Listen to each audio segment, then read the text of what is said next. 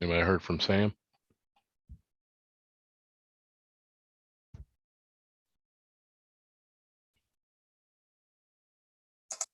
Do you have a vice chair?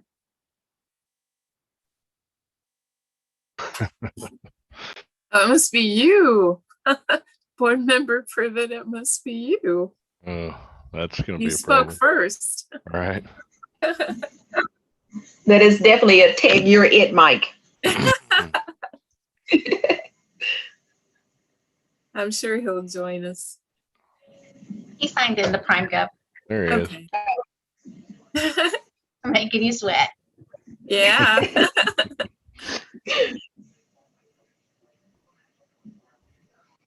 Hello, you're muted.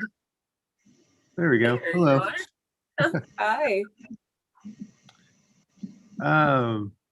Mr. Privet, I think you are vice chair this year. Is that correct? That is correct. Okay. I'm in a new location and I can't log on to the Wi-Fi with personal devices in this location. And so I'm having to stream from my phone and tether the internet from my phone. So if it cuts out and I, for some reason, get disconnected, do you have any issue taking over the chair duties? I'll give her a shot. Okay. Oh, yeah. We just discussed it, so he's already. Oh, nice. Okay. Yeah, just go ahead and get through your spiel and everything, so I don't have to worry about that. It shouldn't. I've done one other Zoom meeting this way and it, I think, worked out fine, but I don't think the internet is as good. Seems like a good connection. Okay, good.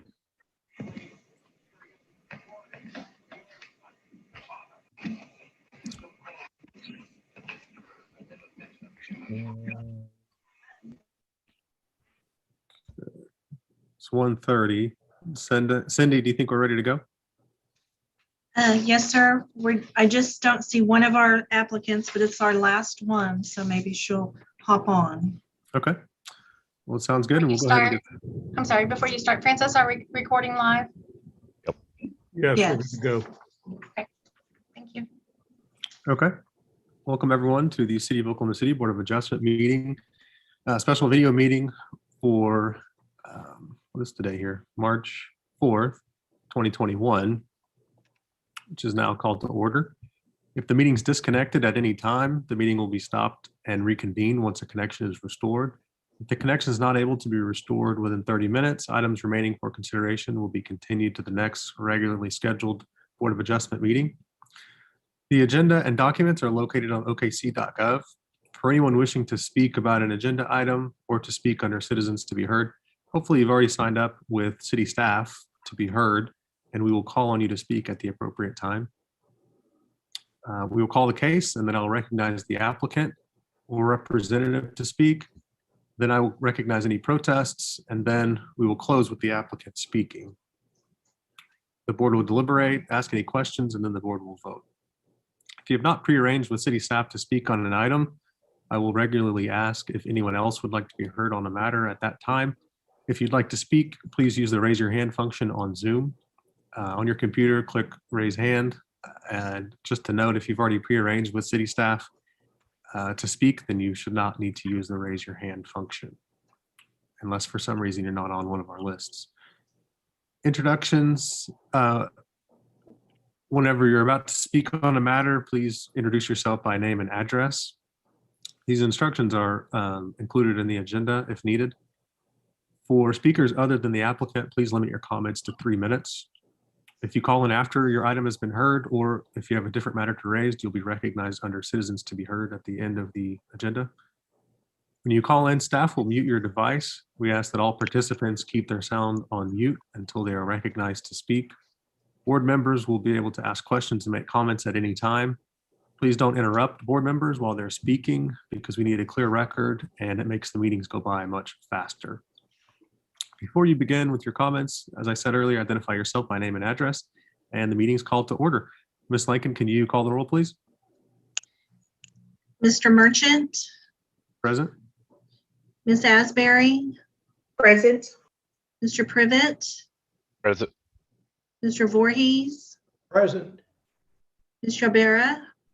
Present. Okay, Chair, we have our quorum. Okay, great.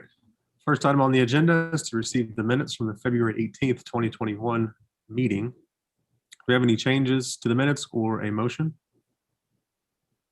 Motion to receive minute. Second. Second. Okay, we've got a motion and a second to receive the minutes from the February 18th meeting. Once you're able to, cast your votes, please.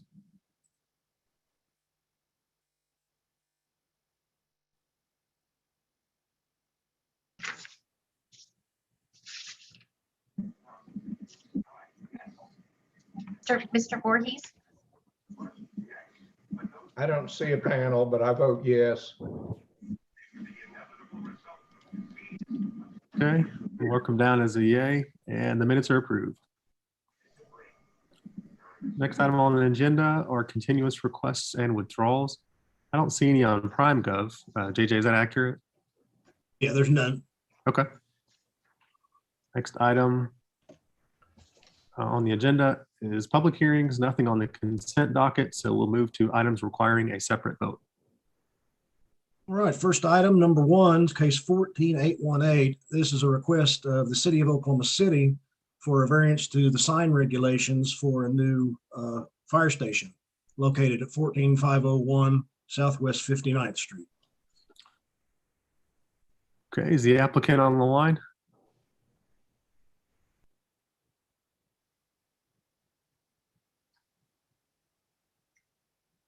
Go ahead and take it, JJ. Someone was We had- raising, Yeah, we had Mr. Robinson signed up. He someone raised raised, his hand. Yes, I'm sorry. This is Mr. Robinson. I apologize. It just now allowed me to speak. So, Okay, sure, no Um, problem. If you wanted to present your application. my name is David Robinson with Kirkpatrick Architecture, 104 West Main in Norman. This is the fourth station, fire station we've done for the city, all with the same facade.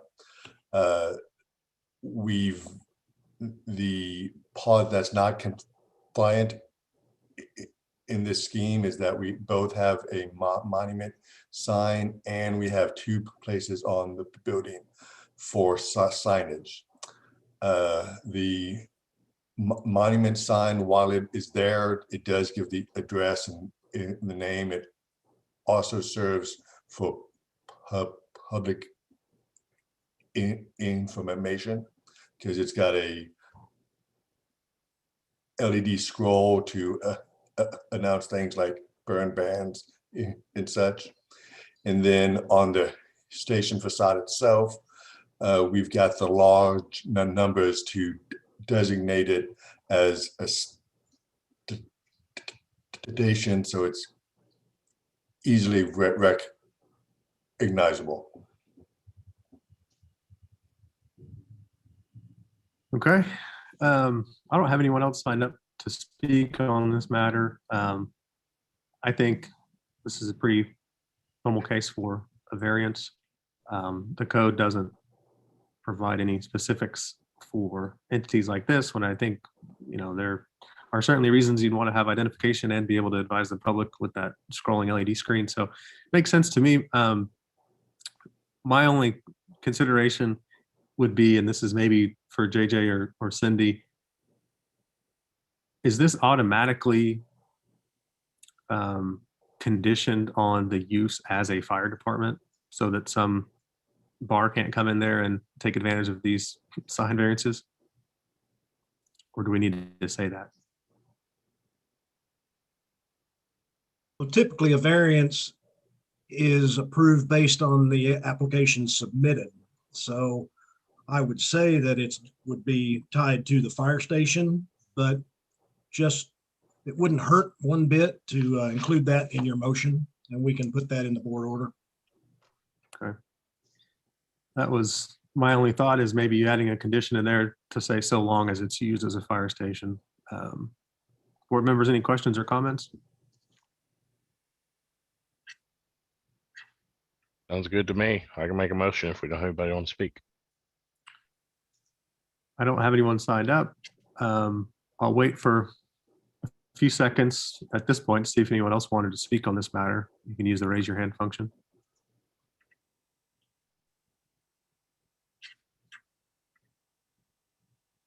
Okay, seeing none, I think we're ready for a motion. I got a motion to approve case number 14818 for the reasons that it meets the statutory requirements for a variance on the condition that it is used as a fire department. I'll second. Okay, we've got a motion and a second to approve the variance in case number 14818 for the reason that it meets the statutory conditions for variance on the condition that the property is used as a fire station. Once you're able to cast your votes, please.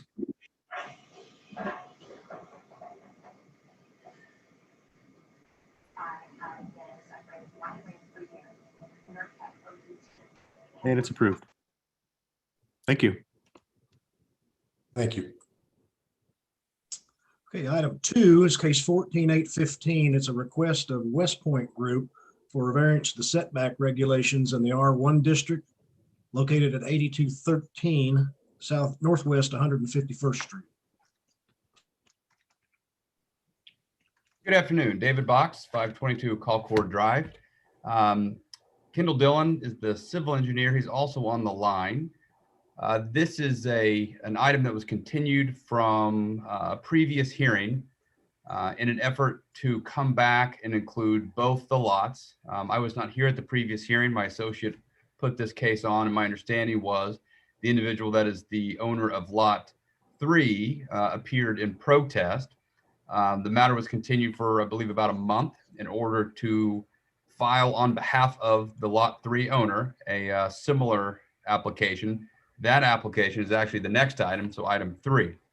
So both items have the same problem, and what this exhibit is intended to do is to show you that at the time in which the construction was set to commence, a surveyor went and located the wrong pin. The surveyor located the pin for the rear yard of the lots that are north of us instead of the rear lot for these lots. When he located the wrong lot, you can see how the angle from the rear lot to the north came to the front lot, or excuse me, the front pin of our lot, and therefore created this angle. What seems obvious when you look at this, of course, when it was raw land and just a field, it was not quite as straightforward as this. Those two homes, based upon the incorrect pin being located, are now a few feet into the side yard setback. The western lot, Lot 4, is approximately 3 feet into the side yard setback and approximately 2.5 feet into the front yard setback. Lot 3 does not have the front yard setback issue. It only has the side yard setback issue. So when you look at the facts of this case, we think that the hardship is obviously that the houses would have to be demolished. It would create a whole bunch of problems. This issue somehow didn't get caught by anybody until much later in the process. In terms of whether or not there is a substantial impact or harm to the public good or impairing the purposes of the comprehensive plan, we don't believe that there is. We think that this is a minor mistake made by a surveyor and that justice and equity would be served by allowing this variance to move forward and allowing these two homes to remain.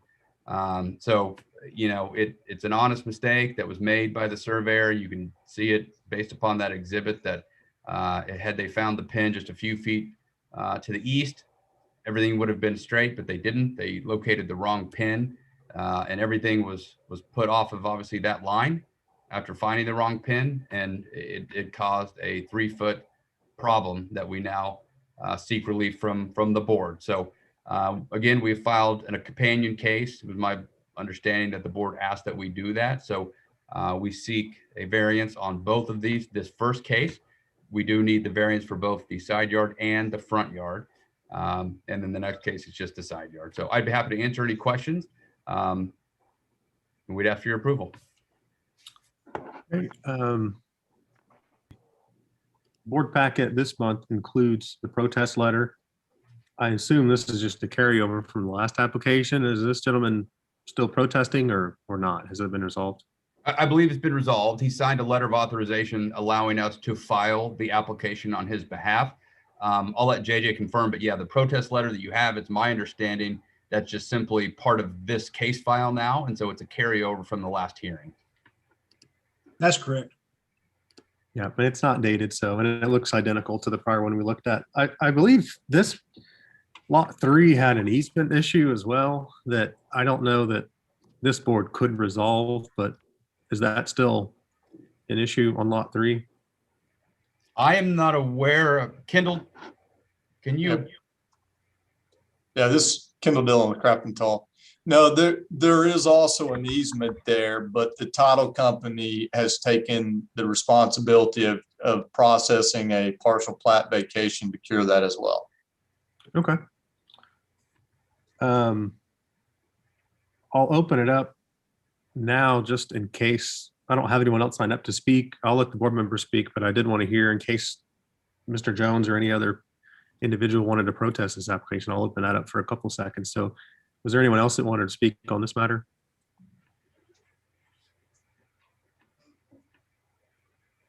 Okay, so it sounds like we don't have a protest. Board members, questions or comments to Yeah. Mr. Fox? David, I think I remember from the last time, it's that number 5 lot is the same owner as number 4. Well, it's the same developer. I don't know if they've sold lot 5. Kendall, have they sold lot Okay, 5? okay, I got you. Yeah, I don't know for certain. It's the same developer, but obviously they're selling individual lots as the homes are built. Yeah. But I think the issue is limited to the 2 here based upon that common pin that everything was measured off of. Okay, yeah, we should be corrected up at lot 5. So, all right. Yeah, that's my belief. Right. They should have hired you to do the survey, Mr. Privet. At least find the pins. Board members, any questions or comments?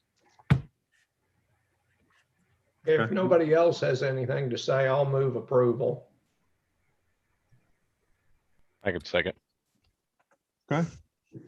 Got a motion and a second to approve the 2 variance requests in case number 14815 for the reason that they both meet the statutory conditions for variances. Once you're able to, cast your votes, please. And that application's approved. Okay, and item 3 is case 14826. It's the companion application for the setback regulation in R1 located at 8213 Northwest 151st Street. Again, David Box, 522 Colcord Drive. But happy to answer any additional questions. I covered most of it during the previous item. Yeah, I think as long as these 2 applications resolve all the issues that this board can resolve in one fell swoop, I think it makes sense to me. Was there anyone else signed up or would like to speak on this application? Board members, questions, comments, or motion? And this is just for 1 variance. Yes, sir. I'll move approval. I'll second. Okay, we've got a motion and a second to approve the variance request in case number 14826 for the reason that it meets statutory conditions for a variance. Once you're able to, cast your votes.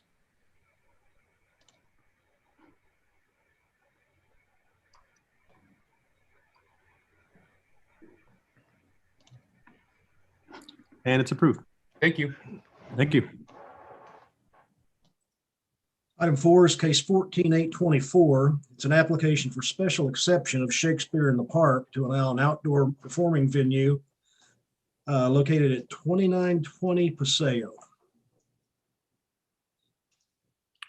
Okay, is the applicant on the line?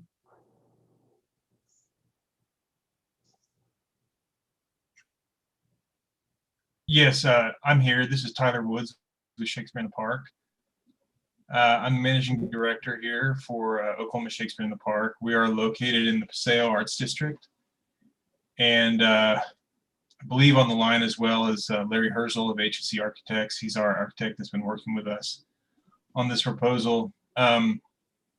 Essentially what we're trying to do is there was a lot behind our building here that we are currently occupying. But this lot back here that you're seeing pictures of now was basically in disuse. It was a little rundown. And our vision as Shakespeare in the Park was to try and turn this into an outdoor theater. You see here some renderings by the architects, and the land that we're that there is the final rendering that we're going to be building out. You see the stage. This is essentially a view from the corner of the entrance. There's the stage. To your left there, you see sort of a deck, and then in between is a garden, like a grassy lawn area. We're putting in landscaping. We want to put in the trees and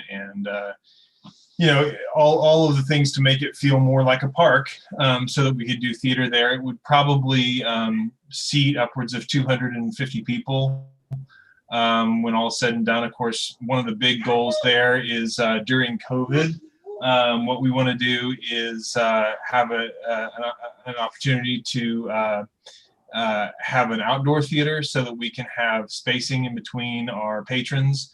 And then that would be quite a number, less than 250 obviously, but when it's all built out, it would be about a 250 capacity. We would be doing Shakespeare in the Park, very sort of low-key performances. If any of you are familiar with the company, we've been around for 37 years. We started in Hafer Park in Edmond. We existed there until actually about 2004. Then we moved to the campus of the University of Central Oklahoma. And in 2007, we came down to the Myriad Gardens. We've been performing on the water stage for the last 13 years. And then, of course, with the pandemic and everything, as I said, we sort of took a look in our own backyard and decided that the Paseo Arts District was going to be a place where we'd like to sort of grow where we're planted. We've spoken with the landlord there, Heritage Property Management. Joy Reed Belt has been very generous in helping us to get the lease squared away and get the property in, and what we'd like to do is just turn it into a nice park where we can help the community as well. We could rent it out to, say, if someone wanted to get married back there in the off season or something like that. We would be able to do educational outreach, camps, day camps. We could do outdoor plays and all sorts of wonderful things. We would just essentially expand our reach quite a bit. I know also on the line, I hope, is like I said, Larry Herzl, our architect, Catherine McGill, who's the founding executive artistic director of Oklahoma Shakespeare in the Park. And then we also have Shannon Lockwood, who's with us, who is a member of Allied Arts, who's also graciously agreed to come and speak on our behalf if allowed.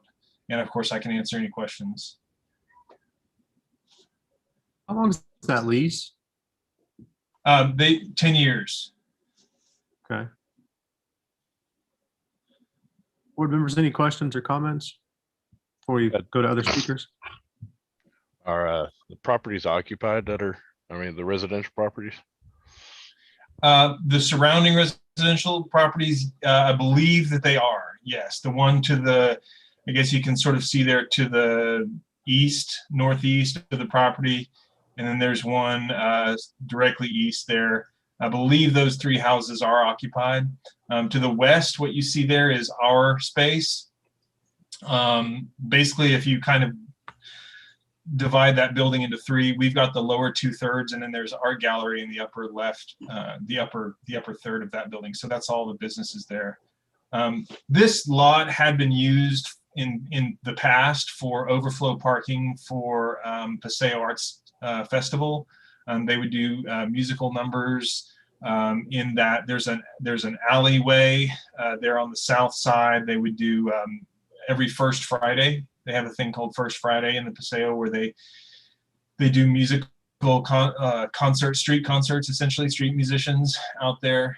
But like you saw in the earlier pictures, the field itself had kind of fallen into disrepair, and so yeah, that was kind of the state of it at the time. Do you have any planned hours of operation? So typically our shows start at 8 o'clock. They run until about 10. I mean, they're typically 2 hours shows, but we definitely would comply with all of the municipal, noise, code and things like that. Typically the hours would be evening or early evening performances. We're even considering maybe doing them a little earlier in the evening, say 7:30. We would also like to do, if we did day camps, that would be during the day. Typically our hours of operation are about 10 a.m. to 10 p.m. if we're doing a show, and that's kind of our hours that we typically do things there. I guess I mainly concerned Oh, about the operation of the outdoor activities, I guess is more what, but till 10, basically. I got it. Well, yeah. And I would say, we have, the shows, typically they start about 10, typically they're over, 8, and they're typically over by about 10, 10:30. I think the latest we've had a show in, because we do indoor theater as well. And typically the latest we've had a show run until, 11 o'clock, but it's Shakespeare, being that it's Shakespeare, it's mostly just actors talking, it's not like it's not like a concert or anything of that nature.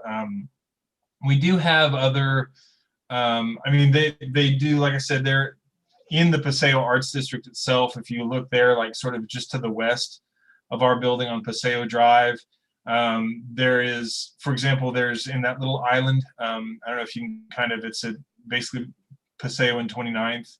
That's sort of a hot spot for street musicians, and they play typically, up until, later in right around in there. A lot of times they'll set up on First Friday to play. So there's live music that sort of surrounds the Paseo up until, say 10:30, 11 o'clock at night on a lot of the weekend nights. Some of the bars and restaurants there have live bands and stuff that play.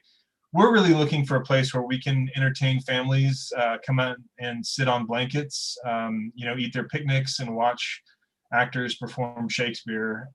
That's really what we're kind of hoping to do with this renovated space back here.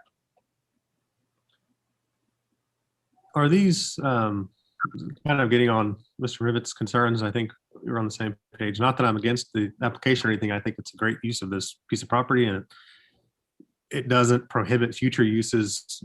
You're not building something that's someone's gonna have to tear down at a substantial expense if it gets a new use in the future. So I think this is a great use, but my only kind of hesitation might be some of the noise. I think a lot of that's alleviated by, so Paseo Arts Festival, for example, I assume there are gonna be bands playing on that stage during the festival. But maybe if you could explain the permitting process. My understanding would be, at least for Paseo Arts Festival, you'd get a permit, but it's only good for 7 days. And so it wouldn't be like you'd have live music out there every night of the week. Or if Shakespeare in the Park for some reason moves to another venue and subleases this to some outdoor concert venue, then you might have live music every night or something. So, I don't think that would be what's happening here. But if you could explain the permitting process, I think that would help the board appreciate this full application. Larry, are you on with us? Right. Larry Herzl? Right. Can you hear? This is Larry Herzl with HSE Architects. And it was our understanding, with a special exception, that we would not be using the festival permitting process, that we would be able to allow theatrical productions, say 2 days or 3 days on a weekend, and then for the next weekend, another 3 days, and that we would not be limited by a real festival permit. Yeah, I don't think you would. I was thinking that Paseo Arts Festival would have its own permit. And that's where I think we'd for sure have live music out there. But right, they would, if they were going to be a part of this site. If they wanted to have part of the music for the festival on this site, well, then they would have to get a permit for that above and beyond what we're asking for.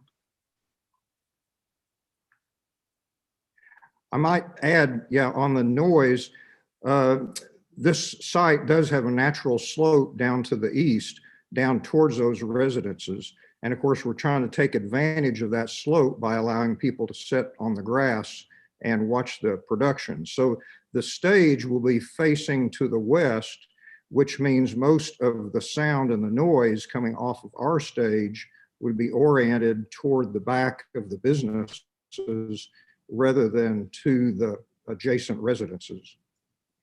Are these actors going to have microphones or not? Yes, we're looking into, it's such a large, field that we would probably have to amplify their voices. And as Larry said, though, we would orient everything essentially towards the arts district to the west there. But yes, they would likely have to wear mics.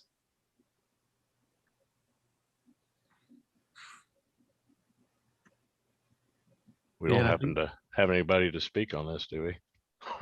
Like next door neighbor. Yeah, I mean, they received notice, and I didn't see any protest letters. Those could very well be rented properties where maybe the landlord. And I understand that it's Paseo too, and it's pretty common around there, but not everybody wants a stage right next to their backyard. Yeah, I mean, I think my only concern would be if it's not, it's not so much the plays, it would be some of these other uses. Right. where they might allow a local band to have a show out there or something. Right. Yeah, I think the plays are probably fine. Mm-hmm. What about parking? Parking's pretty limited there anyway, and you guys were saying there's going to be about seating for about 250. So yeah, we've talked a lot with parking. Parking is a limited, resource around Paseo. If if we had sort of a wider map of that, we would be able to see there are some empty lots. There's basically street parking, and we have, like I said, we've opened it up. When we've done indoor performances there, patrons they just sort of understand they have to arrive, a few minutes early, and they may have to walk. Typically, because it's an arts district, and what we're trying to do is help the arts district by bringing more people in to the various restaurants and shops, so that ideally they could come in for an evening, spend an hour at dinner at one of the restaurants, maybe walk by some of the galleries, and then go to our place. So they would park once and, sort of shop, dine, and attend a play, and sort of have an evening of it. In much the same way as, like, say, for example, the Plaza District, does as well. But yeah, the parking, I mean, admittedly is tight over there. But a lot of times people just sort of find street parking.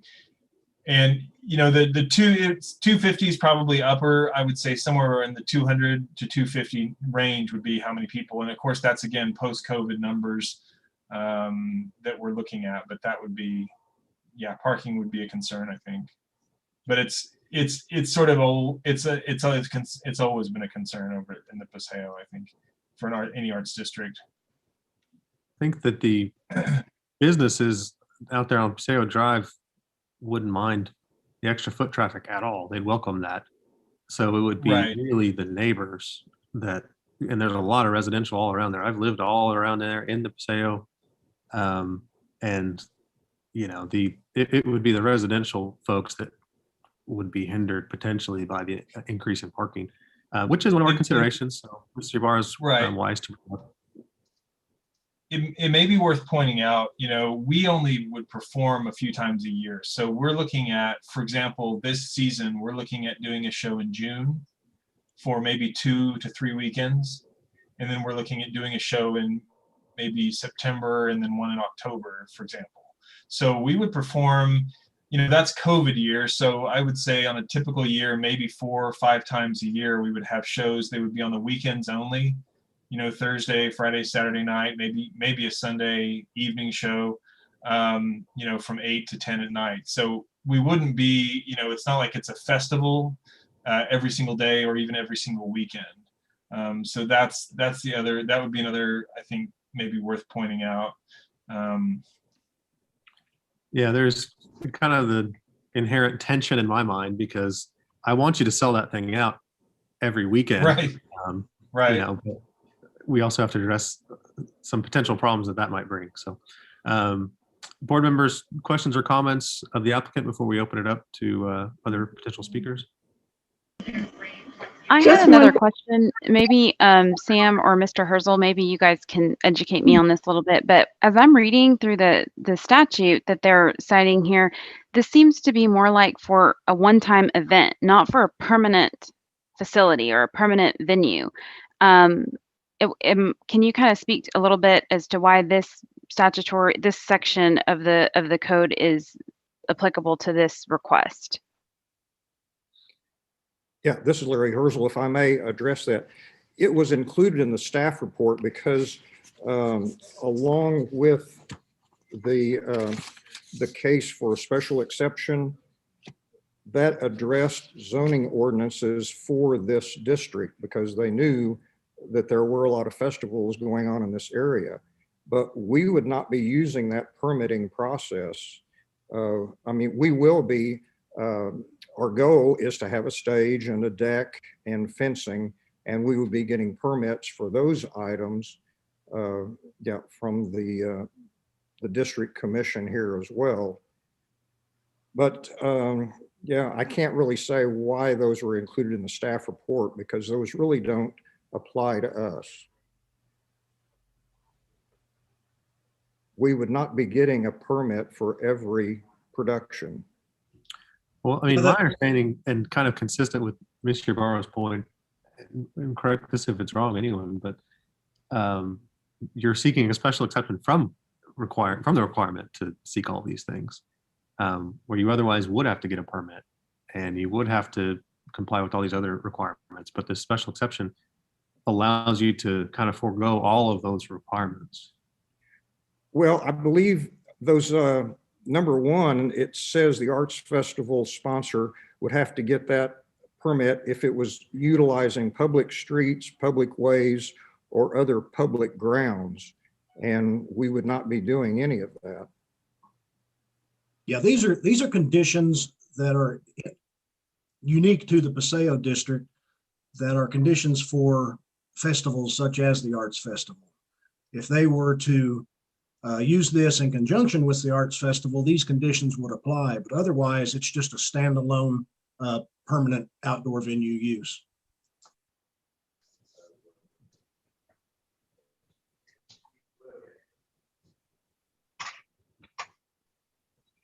Thanks, JJ. And just to real quick, I guess, address the parking, again, it's just occurred to me that, you know, a lot of times families, because families are our biggest attendees, and they would come, you know, 4, maybe 5 to a car. So if we had, you know, it's Mr. Merchant, what you said, you're sort of torn because you want us to sell out, and so do we, but realistically, it might be that it's a 200 to 250 capacity, but, you know, I think we'd be happy if we had 150 people there of an evening. But even if it was 150 people, you know, a lot of those are going to be families. So it's not going to be 150 cars, if that, you know, that's just my point. So it may be quite a bit lower number of cars. Plus, there's a lot of neighborhood people that would likely walk over to the event. Just to kind of address that, circle back on that for a second. Great. Questions or comments, board members? One quick question. I want one quick question. Has anyone considered the additional flow of traffic and how that's going to affect those people that live in the neighborhood? Well, as far as the traffic, you know, there's been the Paseo, at least last I heard, is the sort of the fastest growing arts district in Oklahoma City. If you'll see, I think this is a bit of an older photograph, but if you'll see there, I think it's the corner of Dewey and 28th. It looks like basically an empty lot, like a dirt lot. That's all been built out now into restaurants and shops. So the growth, and then down there at the corner of Walker and 28th Street is also a new restaurant called Frida, where that empty lot is as well. So there has been a lot of growth in the Paseo Arts District, admittedly, but you know, this is something to where, because it's an arts district, that currently lacks a live performing arts venue. We really hoped to fill that void. And we were hoping that with our 37-year, history of especially doing outdoor theater, that we could be the stewards of something really special for this community, to turn what was really a disused lot, kind of an eyesore, frankly, into something that was a beautification project that we're willing to put forth the funds to do, and to turn it into something that would be a benefit and a boon to the community. We want to call it the Shakespeare Gardens. It would be an opportunity to bring families in, to enjoy cultural events in a safe outdoor space that would be then, as was pointed out, surrounded by merchants who would be very happy to have the added foot traffic, and to their facilities. And I think I can't help but imagine that with a greater economic growth to the neighborhood would come a greater economic boon to the homeowners surrounding it, and a greater economic advancement for the district in general. Would Larry or I don't know, Larry or Catherine would either do? I know Catherine McGill is also on the line. I'll step in really quickly on the traffic issue, Ms. Asprey. Traffic moves surprisingly well on a lot of these streets. So if you look at Walker, it's pretty wide open. Traffic flows pretty well on Walker. 30th, particularly, traffic's fine on 30th. Chartel is a couple streets over, traffic's fine. Paseo Drive gets a little wonky. You can probably tell by the aerial, it's kind of an unusual, Oklahoma City's got the grid pattern, and this one's a little bit more unusual. And people back into Paseo Drive as they're leaving these different establishments. And so Paseo Drive is a little bit different, but traffic flows pretty well in this area. I'd say kind of better than probably some of the other areas that are similar. Again, Paseo Drive, 29th, that kind of intersection's a little weird, but other than that, traffic's not too big of a concern. And people drive really slow on Paseo Drive just because there are so many cars backing in and out, that there's kind of a less chance of an accident. Yeah, pedestrians and bicycles too around there a lot. Right. I think people are pretty cautious. Okay. Cindy, did you have an order of anyone that wanted to speak in addition to the applicant? I didn't have an order, but we have Catherine McGill, Jennifer, and Shannon that have all raised their hands wanting to speak. Okay. Well, we'll take them in that order. Okay. Catherine McGill. Hello. Catherine McGill, 2704 Northwest 121st. I'm the executive and artistic director of Oklahoma Shakespeare, and I just wanted to reiterate what our managing director Tyler has said. There are also possibilities for other parking. I know that the Paseo Arts District utilizes the church, the First Christian Church at the corner of 36th and can't remember the name, but so that there are possibilities if we would miraculously find that we would sell out, which is obviously would be terrific. And we found that parking was a problem. We would investigate using other alternatives to parking in the space. Also, Man, you mean shuttling folks Yeah, over during shuttling you have these events? yes, if that became an issue, we would definitely look for shuttling people from that church. The other thing is, like Tyler said, we are not going to be producing every weekend. It's probably, we do have the indoor space as well, which seats 75 people. So it's considerably smaller. We've been producing there for the last 5 years and have not found any parking issues. I know jumping from 75 to 200 is a big jump, but we would definitely look at alternatives to parking in that area. And we're not going to produce, like I said, every weekend. It would be more like we would do two to three plays back there for maybe 2 weekends. It's again, not that we're going to be producing every weekend. So I just wanted to point that out. But you're going to be renting out the space on weekends that you're not, correct? I mean, that's kind of the revenue generator for renting it out for weddings and concerts and other things. So there's a potential that it could be used quite frequently. Correct, but And that's the hope, right? that would be the hope, but we could also, we could make stipulations to renting it out. There are things that, that we would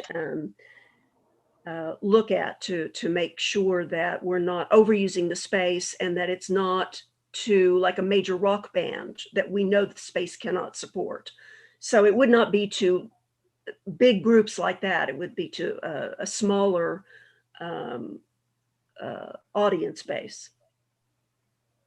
Can we go so far as not allowing electronic instruments? Under the provisions of granting a special exception, we can add conditions to prevent nuisance and things like that. And so if there are some kind of reasonable restrictions that we might want to condition this application on, we do have the ability to do that. Yeah. I would say definitely gonna need I to. think we put it in our application, but again, I've worked with the company since 1997. I came on board as managing director in 2018. And it has always been this bastion of, responsible and family, oriented entertainment. So while, amplifying an actor's voice or using a musical instrument in a Shakespeare play, whether amplified or not, it's going to be done under the auspices of trying to produce a cultural enhancement. But as was pointed out, if we want to do some sort of outdoor concert, say the Paseo Arts Festival wants to put an outdoor band, there during their festival of an evening, why certainly we would comply with all of the already in place municipal codes in terms of noise. I believe it's something like 7 to 11 at night or whenever it is that you're supposed to stop, making loud noises essentially. But, as I said, in that area, there are restaurants who routinely, have outdoor music, amplified music of an evening. In fact, we've had to ask them to, we've had to work with them in ways to make sure that we don't compete with each other in terms of noise, or that they could turn it down or whatever, because that it's, it can be, being that it's a busy arts district, there's a noise that naturally occurs around there. There's a restaurant just to the south of us. It's literally connected to the south end of our dotted line. And that building there is a restaurant that has amplified music most Fridays and Saturday nights. Obviously, over the last year they haven't, but pre-COVID, they would have amplified music going on a lot. But all of this music stops, at a reasonable hour, at the preordained, like I said, the municipal code. I believe it's 11 o'clock, in the evening or whenever that, and certainly we would, we wouldn't hire this out to sort of the AC/DC reunion tour. I think what would typically be used for is if someone wanted to do a wedding out there, for example, or if someone wanted to show a movie. Maybe we were thinking Dead Center could be a screening venue for Dead Center, something like that.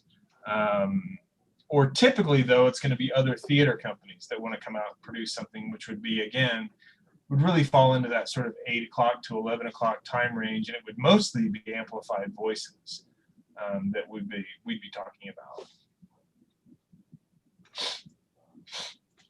So, JJ, if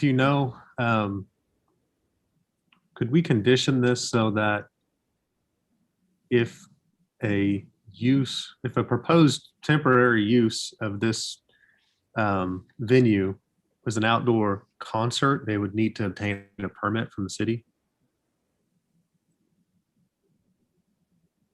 Because it sounds like that's going to be a minority amount of time. And most of the time, it's going to be something that I don't think the board really finds objectionable other than live music. And so if they got a permit from the city for that, I think I could be comfortable with that. Well, if they're going, if it's an outdoor concert, they have to get a noise permit. And also if they were encroaching the right of way or closing a street or something like that, all these other conditions would come into play, and they'd have to get a activity permit. Okay. Okay, so they can't just have a live band out there anyway as a result of this special exception and not get a permit. They would still need a permit to have live music out there, probably depending on the decibels, but. That's true. If it's simply, it's not going to be loud and exceed the noise ordinance, they wouldn't need a noise permit. It's just like acoustic music. It would be fine for that. Okay. Cindy, if you wanted to move next down the line. Yes, we have Jennifer Lamarand. Good afternoon. My name is Jennifer Lamarand. I am an attorney at Crowe and Dunlevy, and I am also currently the president of the board of directors of Oklahoma Shakespeare in the Park. I am here today just to offer my thoughts and support from the board of directors and to let you all know that we have looked at this opportunity as really a way for the organization to continue to move forward and meet its mission during these challenging times. Not only will it help them grow and find a space that they can utilize for several years, but it will help them to continue to bring quality contemporary and classical theater to the community while we still have some restrictions going under the current atmosphere. That's something that they've been working to develop for months now as we've worked through the pandemic. It's something that's key to keeping the organization working and continuing. And I think that that's cannot be underestimated in considering this particular opportunity. The Paseo has been a wonderful partner with the organization for years, and it has been the property management company that's offered the space that's really partnered with us to proceed with this opportunity. And I also want to speak just from the perspective of a patron. I've attended Oklahoma Shakespeare performances for decades, going back to Hafer Park. I've attended them at the Myriad, I've attended them at Stage Center, and for the last few years, I've been able to attend them at the Paseo. These performances have gone on at the Paseo the last few years, as our executive director mentioned. As a patron, I have never had a problem finding a parking space or getting around through the Paseo on performance evenings. We did note that this might be a little bit of a bump in attendance if we were able to increase attendance to over 100, 250 to 200 per performance. But that isn't ideal, of course. And, for a typical performance for the 2 to 3 weeks for each performance schedule, the Paseo can certainly handle this amount of traffic, and it will definitely be a boon to the neighborhood to allow the other restaurants and galleries and arts organizations there to benefit from the extra traffic, especially in these times when all of our artists and organizations are struggling to continue and to meet their missions. I don't want to take up your time. I just wanted to be here to let you know the board of directors has offered their full support and is working closely with the organization to make sure we meet all regulations and requirements for this space. And we're really hoping to be able to bring Shakespeare to the community this summer in a space like this. Thank you. And then we have Shannon Lockwood. Hi, everyone. I'm Shannon Lockwood. I am the Employee Giving Manager for Allied Arts, and our address is 1015 North Broadway. I am here today to support Oklahoma Shakespeare. They're one of our grantees, and I wanted to voice our approval for their wonderful idea to use their outdoor space as a theater. Oklahoma Shakespeare is a stable organization. They're reliable, they're respectable. I have personally been to several of their performances at their Paseo location. They are always of the highest quality, and these performances attract some of the most upstanding members of our community. I really believe with this outdoor space, this is going to give greater visibility of the vibrance of our cultural community in Oklahoma City, and that's something that benefits all of us. Allied Arts believes that Oklahoma Shakespeare is a staple of our arts community. In fact, they are one of our 25 member agencies because they have earned our trust for decades. Our member agencies receive unrestricted funding from Allied Arts every single year because time and time again, they have proven that they are doing wonderful things for the people of our community. Some of those wonderful things are in the form of educational outreach programs for people of all ages. I personally have attended several of these. During the pandemic, I attended one of their Zoom artist workshops that was absolutely wonderful. I've also been to a couple of their children's programs, and it is evident from all of these educational opportunities that Oklahoma Shakespeare is bringing theater to life for people in Oklahoma City. And through their programs, they're offering people a chance to express themselves through the art of the theater. When they have this outdoor space available, it's going to help them produce more student matinees. They're going to be able to increase the number of student classes that they offer. They'll be able to expand their summer camp program so that more kids can be involved, which creates greater access to the arts for all of the people in Oklahoma City. And that is exactly what we want, because when people have access to the arts, our city has more creative problem solvers. The arts boost our economy. They bring tourism to Oklahoma. They're going to increase the businesses downtown. And in fact, when we have a great cultural community in Oklahoma, that brings businesses in because it improves all of our quality of life. So I just wanted to be here to voice my support for them and to let you know that Oklahoma Shakespeare has the full support of Allied Arts. Thank you all so much for having us today. Thank you. Chair, I don't have anyone else signed up Okay. or raised their hand. Okay. Oh, we do have one more. Hold on.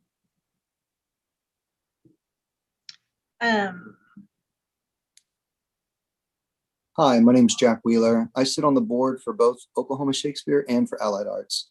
And because we're so close on time, I just wanted to reiterate both what Jennifer and Shannon said.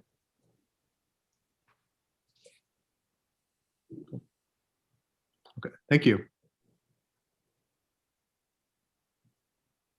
We'll wait a couple of moments. Did anyone else want to be heard on this application before the board gets back to deliberating?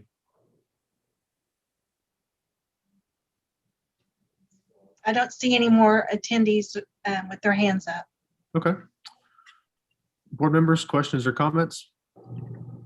The sidewalk running along the north of the property, do you guys have any plans on kind of completing that or fixing it? It looks like it's in a little bit of a disrepair. No immediate plans to repair that. It's somewhat off our property. Okay, is that city? Yeah. Just noticed a driveway that's almost completely deteriorated over there. That's, I don't know, probably not our I problem think here. some of Mr. Privet, some of the debris, some of the things that are easy, some of the things that could easily be picked up and cleaned up, rock, right. Debris, stuff like that. Absolutely. We'd want to beautify our area and the immediate surround as much as we can, and make it more visually appealing and safe for everybody. Absolutely. That's my main concern. Thanks. JJ, what are the parking standards for Paseo? Paseo, the commercial area of Paseo here, like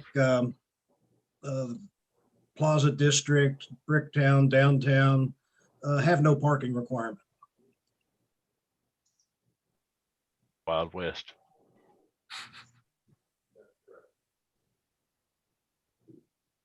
Thank you. Yeah, I mean, my kind of several board members have expressed this, but I support the project. I think it's a great idea and a great concept. And like I said, I hope it sells out every time that you want it to sell out. The struggle is those residential folks that are adjacent to this property on two sides, at least, I think, did not rent or buy those properties thinking that there was going to be an outdoor venue that might have concerts or weddings or wedding receptions, etc., at that property. And so what that does to them, I think we need to factor into our decision making, although they did receive notice of this and presumably don't object. So that works in your favor. The board obviously has concerns about parking and increased traffic. I don't know how much we can do about that other than just to deny the application or restrict it in some way that isn't, I have no ideas that come to mind on that front. My concerns are really the noise on weekdays that are currently not particularly regulated in a way that I see in the application, other than if it exceeds the what the city currently requires. And then on weekends as well.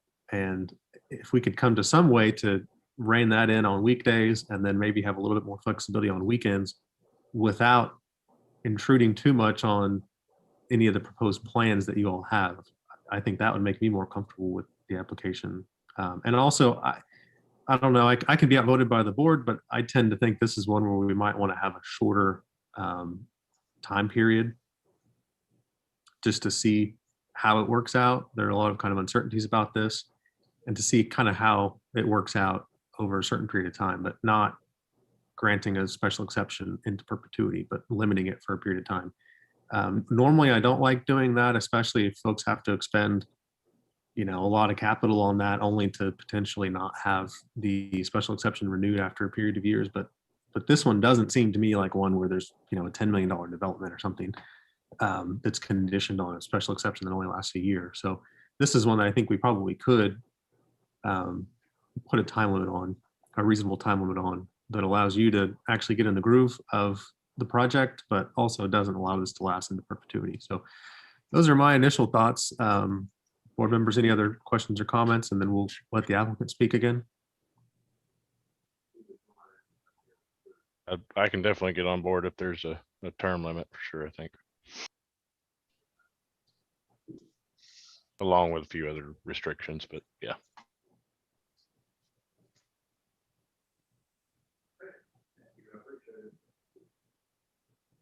What are the screening plans? They're probably in here. But... Yeah, they've got a fence that they're putting up. I didn't see the height, but it looked pretty, maybe 8 or 10 feet foot fence, and then a lot of trees. I can do up to 8, right, JJ? Fence.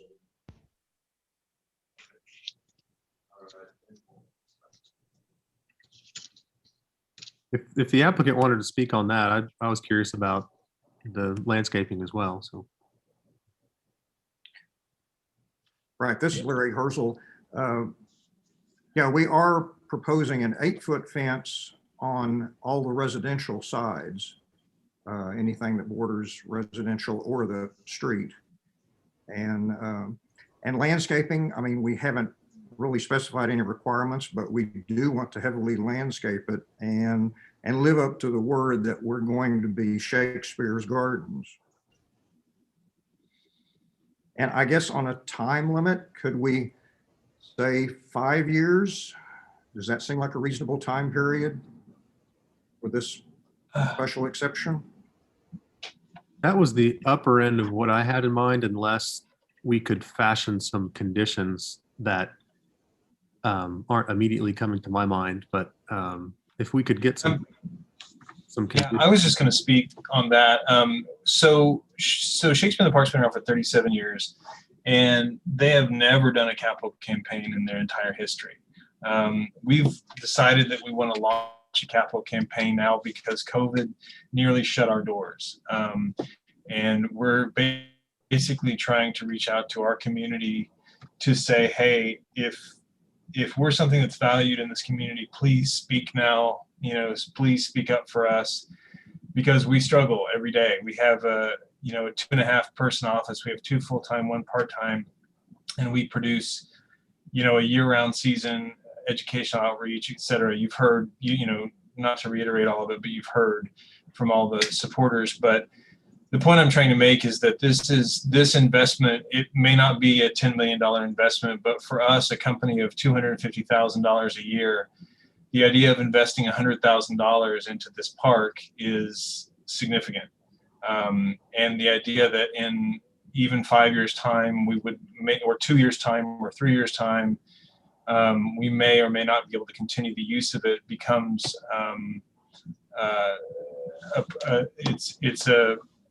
it's a difficult prospect. It's a difficult prospect for us as a nonprofit to try and raise funds as well. We're trying to raise money during, again, this capital campaign, so people can look to us as being a theater that they can bring their families to. For, you know, like I said, the landlord has allowed us a 10-year lease on the property.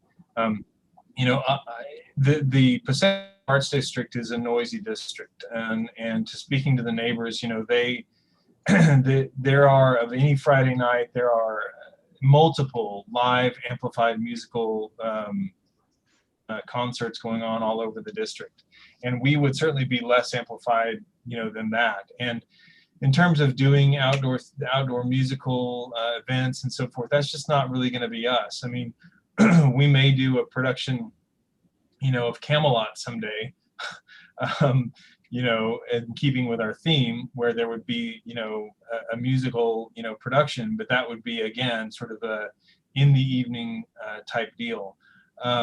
But again, just speaking to the term limits and all this, you know, I just wanted to reiterate, this is a project for us that is an enormous investment, and both indoors and out. We're actually having to renovate the interior because we're having to put in new, for example, restroom facilities. So we're basically upgrading the entire block, as it were, to kind of fit the needs of doing this. It's much like what happened in the Plaza district when Lyric Theater came in. You know, that district has changed its face. I mean, it has become a bastion of arts, culture, economic driving, you know, improvement for the city. I think frankly, it's kind of become a crown jewel of Oklahoma City, the Plaza District has.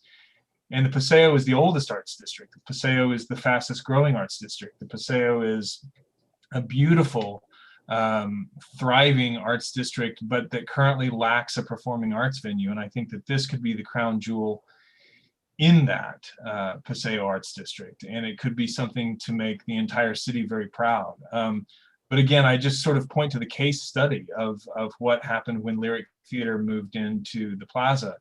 You know, the parking resolved itself. The foot traffic increased 20-fold, and the businesses thrived.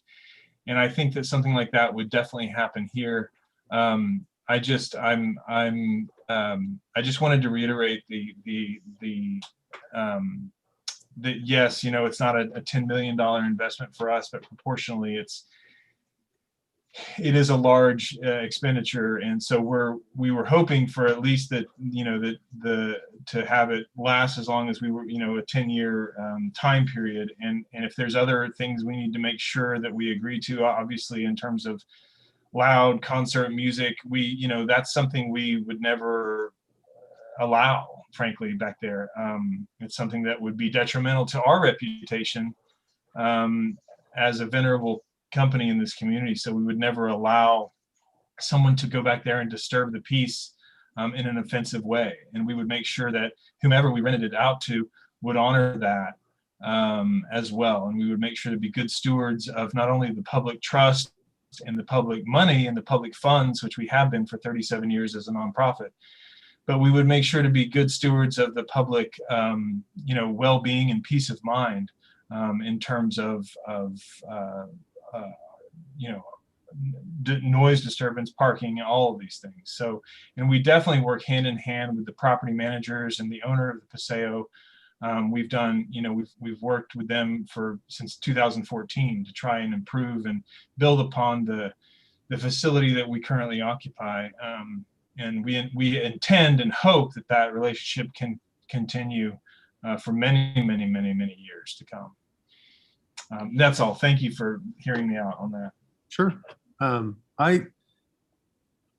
not sure what live music you're referencing, other than Sauced sometimes has live music on their patio, and then the indoor venue used to have live music and DJs and things like that. But I'm not aware of other regular live music going on in the Paseo that's organized. You get kind of the drum circles that pop up on 29th and in Paseo, but right, organized live music, nothing comes to mind. Right. So, it's the first Fridays mostly is you know, that sort of thing, or the Paseo Arts Festival, or like you said, Sauced, or whomever like that. Or I know that that's what I was referring to, just to clarify. Okay.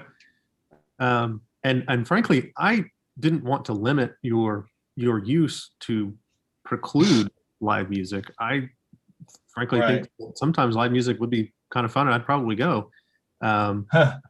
It's just kind of measuring, you know, how we would do that responsibly for the community that's already there. So, you know, if you have some proposals on how we might limit that, I think the board would welcome those. Something that comes to mind for me is maybe no amplified devices after 10 o'clock on Monday through Thursday, and then on weekends, which would be Friday through Sunday, maybe extend that to midnight. Something like that, where we can condition it so that there's no amplified devices. Mr. Merchant, I think that's very easy to do. I will say this: it may be that we would ask to push to 10:30 on Thursday or something like that, because amplified devices being microphones for actors, you know, that sort of thing. But to be honest with you, I don't even see much happening out there Monday through Wednesday nights.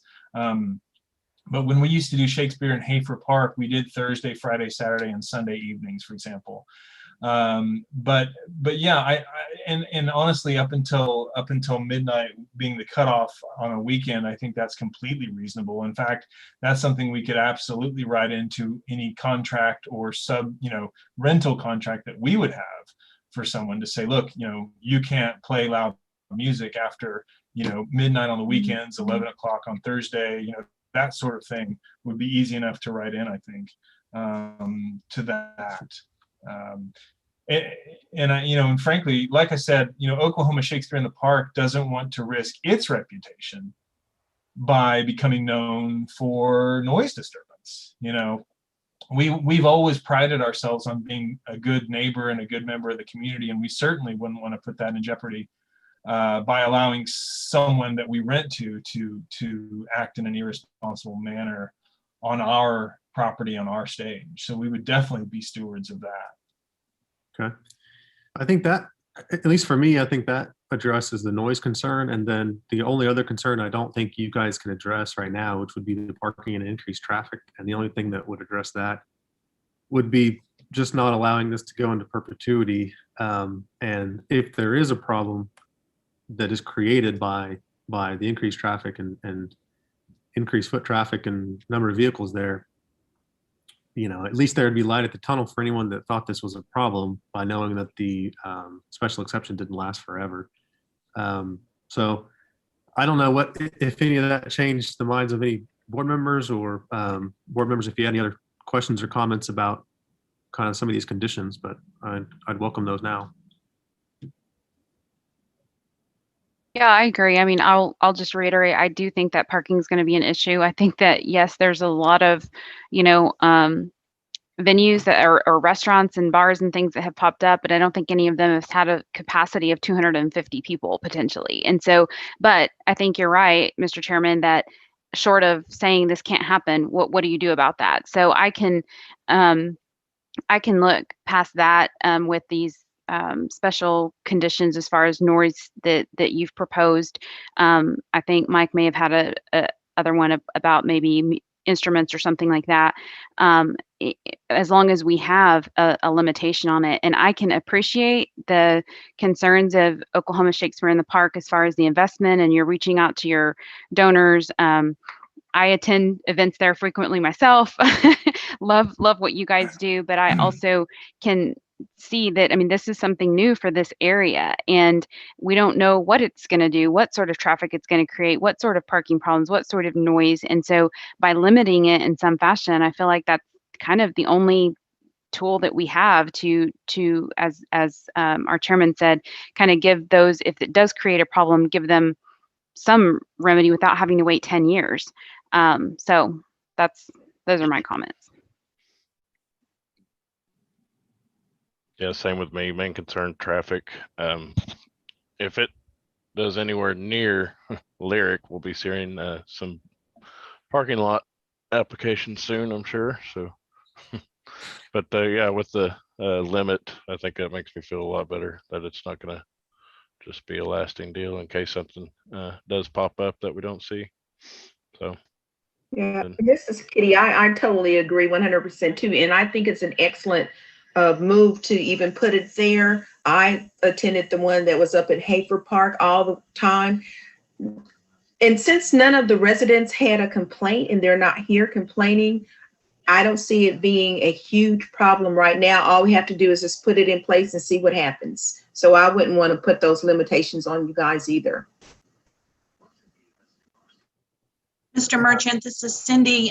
Catherine McGill has her hand up once again. Okay, Ms. McGill.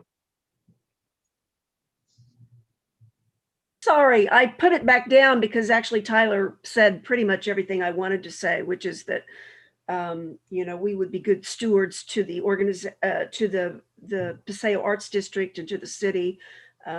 We aren't going to be having rock concerts out there. It's mostly, I think, what we are going to be doing is the amplified voice, and we are highly aware of the parking issue out there. And frankly, you know, we don't want to put not only the neighborhoods around there into a tizzy about this, but you know, I'm sure our patrons will tell us when they can't find parking, and we will have to look at that down the road. I mentioned the church and how the church has become available for the Paseo Arts Festival. And that is something I've had in the back of my head, that if we were really successful and we were seeing 200 people a night, we would have to look at alternatives. Thank you.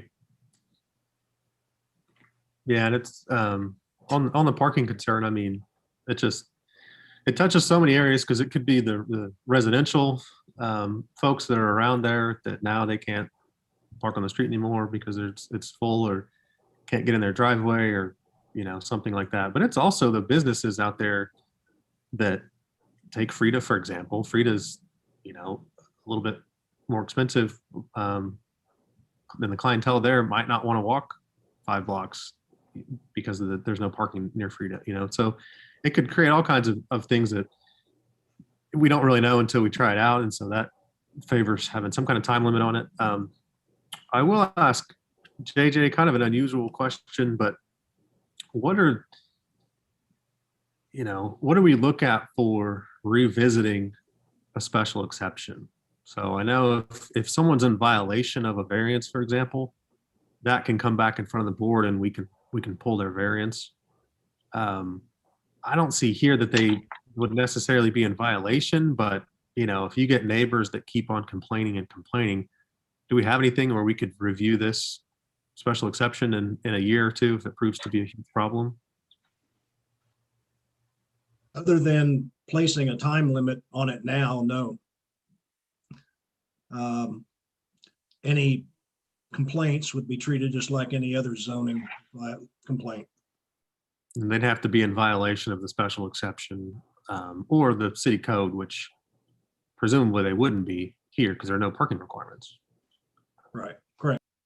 So, yeah, that would make me feel more comfortable if, you know, if there was a complaint process and we could review the application and try to fix it without pulling the special exception. But board members, what are the thoughts on the period of time? I thought 5 years was a little long. I was personally going to propose 2 years. I could get on board with 3. You know, one of the other things I was thinking about, just as far as, you know, you mentioned the businesses, Mr. Chairman, that, if this venue is going to be used, for example, for a wedding, and you have 200 people showing up for a wedding, those people aren't going to be patronizing the restaurants around there. They're going there for a specific event that they're not going to be leaving. And so it's just, there's so many things, because the great idea that you guys have to use this in so many different ways, I'm completely on board with it. It's just, we don't know what all it's going to create. And so I could get on board with the 3-year limit this first time. I think that's a little long, but I could get on board with that. Yeah, I think they would probably say if you have a wedding with 200 people, 10% of those people would take a quick break over to the other room or Picasso and grab a quick drink and then go back to, something like that. So you still have some increase there, but at the same time, I mean, I'm envisioning a potential problem with the noise, not just live music, but specifically a wedding where you might have a short reception afterward and have a DJ play some music or something. Or a band. or a band, yeah. So yeah, it's not just live concerts, but I hate to condition it on a period of 3 years, but at the same time, if what the applicants are saying bears out and there's no parking issue that's substantive, there's no increased traffic issue that's substantive, the noise is not an issue, including the conditions that we're talking about imposing. If that's true, it should be a pretty clear rubber stamp in a few years when we revisit it. And if they're worried about that, that kind of gives me pause granting it in the first place. So, that's kind of where I come from on that issue. 3 years to me sounds reasonable. Again, 5 years was the total top end that I wasn't entirely comfortable with, but 3 years I can get on board with. Same. Thinking I might have to open up a rickshaw business in Paseo too, maybe. I think 3 years sounds reasonable as well, because I think we're going to see the peak of the COVID in the next 1.5 years, and that will be able to tell how many people probably will be getting out again. So 3 years is good. And I've said it before. I mean, I think parking and traffic concerns are only going to go down as technology improves. People are going to be doing ride sharing, and I think self-driving cars within the next 5 years, 10 years. And so people won't be parking as much and things like that. So I think those concerns will go down on their own. I will ask the applicant, I mean, just not that it's dispositive of our decision, but a 3-year special exception. I mean, does that mean that the project can't go forward, or what does that mean for the applicant?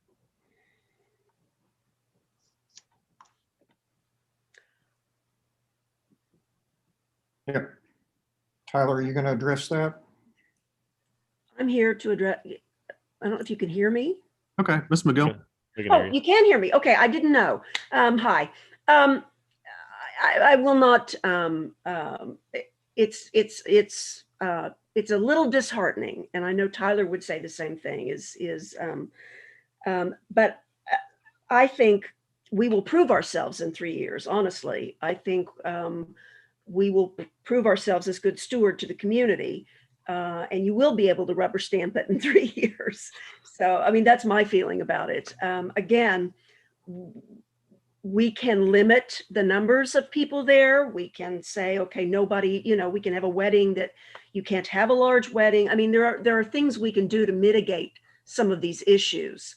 We do want to rent it out, but we want to be very cognizant about who we rent it out to.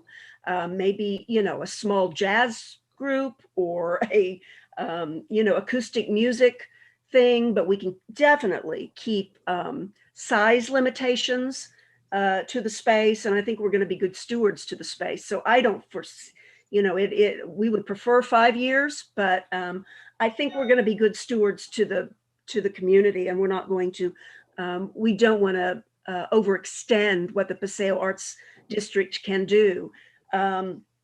And I agree. I mean, I think there are clever ways that you can deal with traffic. I think you can, promote ride sharing. I think you can promote rickshaws. I think that's a great idea. I think you can promote other ways of coming into the Paseo Arts District. so that everybody is satisfied. I don't want to, again, we do not want to be we don't want to be bad neighbors. We want to make sure that our neighbors are, satisfied with what we're doing, honestly. Tyler, did you have anything else to say about that?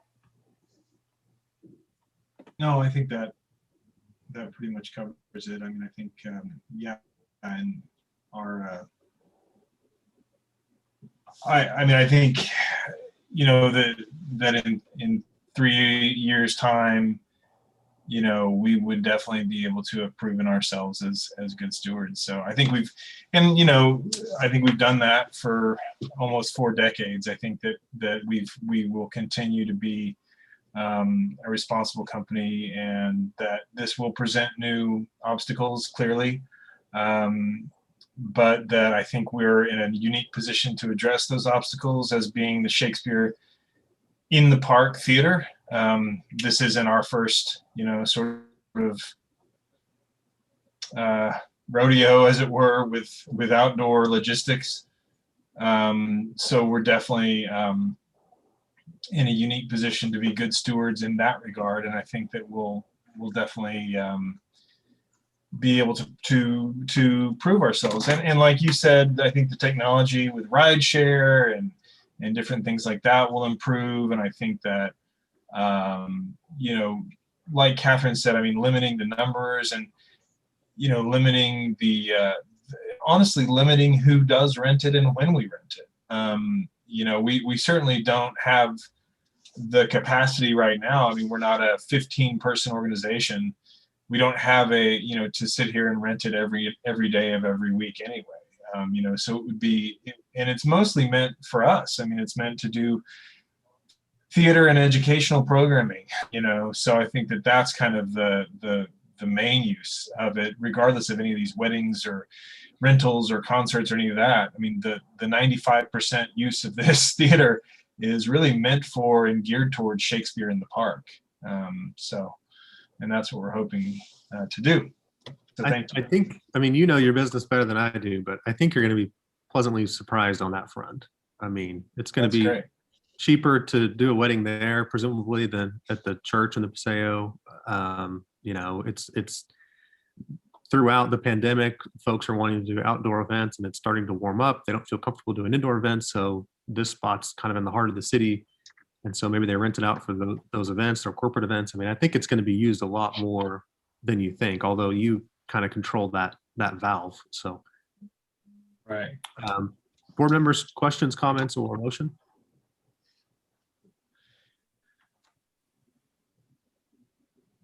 I'll make a motion that we approve the special exception with the conditions regarding noise. I think you called it amplified music or amplified instruments, after a prohibition on that after 11 o'clock. Maybe we just say any amplified noise. And I think we were talking about 10:30.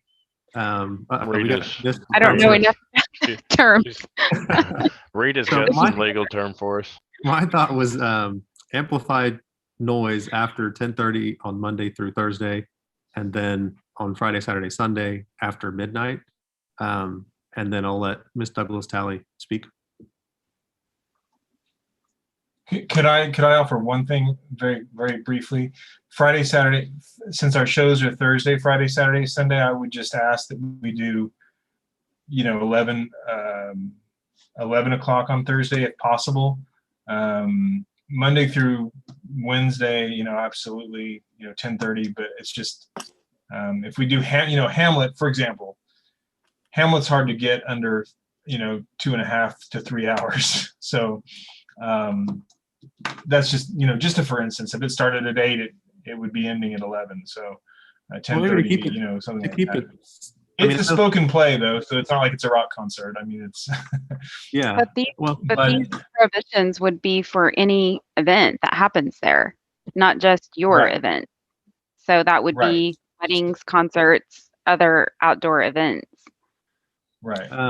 Well, so Thursdays, Paseo, there are a lot of people out on Thursdays in the Paseo, so I wouldn't mind sweeping that into the weekend time just to keep it easy. So Monday, Tuesday, Wednesday, 10:30, Thursday through Sunday, midnight, just to keep it simple.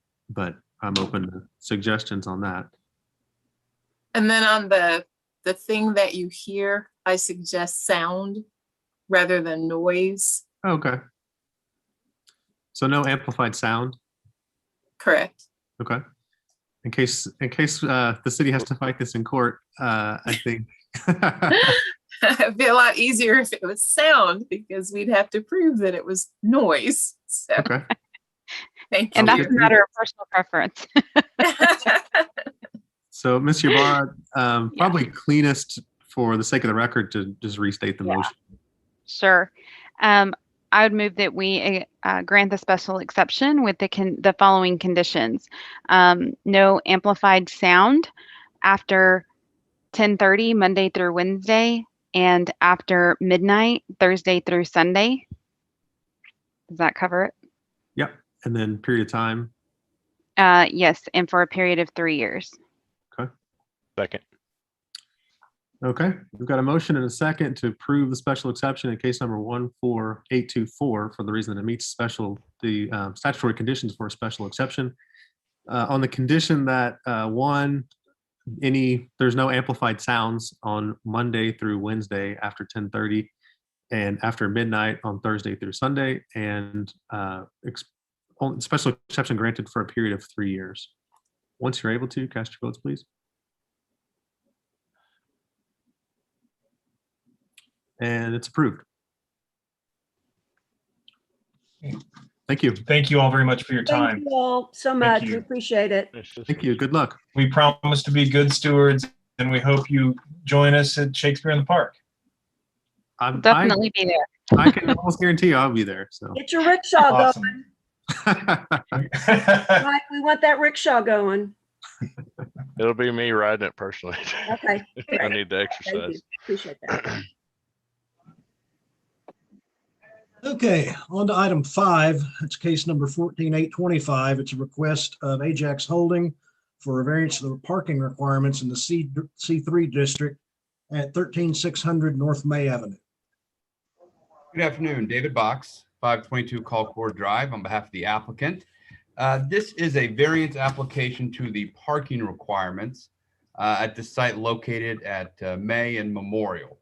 The use of the site is going to be for a large furniture store, and it's similar to some other variances that you've heard here recently, in that one of the flaws that we have in our zoning code is the way that furniture stores are handled as it relates to parking requirements. Most municipalities across the country have gone to a parking calculation for furniture stores that are unique and specialized to the furniture store rather than a general retail. The reason being, if you think about a furniture store compared to a general retail store, the amount of square footage needed to have the products for sale is significantly greater than a traditional retail store. Additionally, the traffic to a furniture store is much less than a general retail store.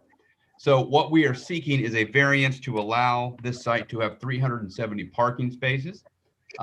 We believe that still is an amount of parking that will be in excess of what we need. I have supplied some data that, Cindy, if you could put that on the screen. This particular operator is a national brand and has, I asked them to go find some markets that were similar to the Oklahoma City market and take a look at those parking counts. And so the square footage of the building proposed is 148,200 square feet. They went and looked at 3 stores in North Texas, that being Frisco is the most close in terms of market. Cindy, it's a table. Looks like that. I don't have that, David. So we sent that to you. Well, okay. No, that was in the email that was sent subsequently. So we've reviewed that. Okay.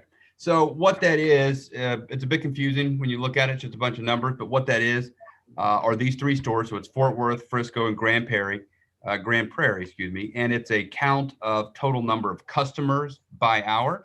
The page after that is the in and out count. So those are total customers, not cars. Well, furniture stores, if you're at least like me, when I am forced to go to a furniture store, it is not me alone. It's usually me and my wife, or me, my wife, and my children. And so it is more likely that each customer does not represent one car, but multiple customers on the end count actually represent one car.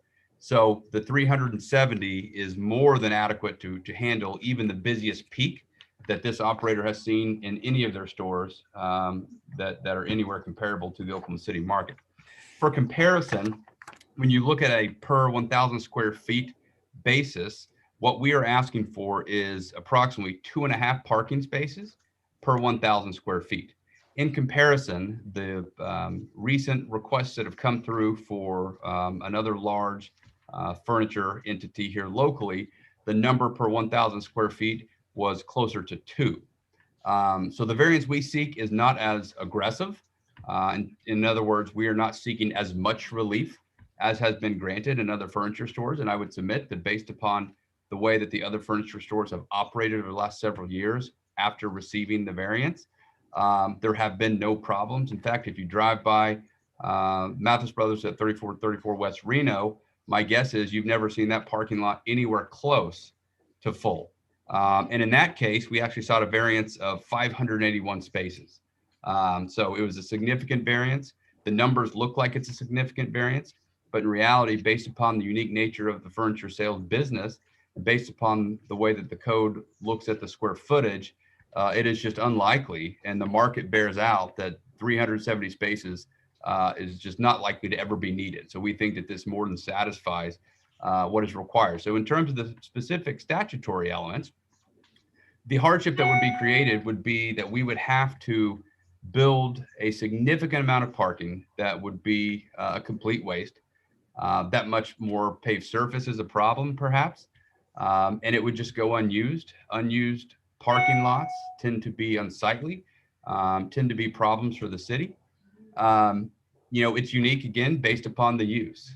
And in terms of whether or not it would create a substantial detriment to the public good or impair the purposes of the comprehensive plan, I would submit that this is in fact what the comprehensive plan is asking for. If you look at the parking section of the comprehensive plan, what you would see is what we're trying to avoid are large sea of parking scenarios. In fact, you would probably see a picture of a large unused parking lot, which is exactly what the code would require us to have here.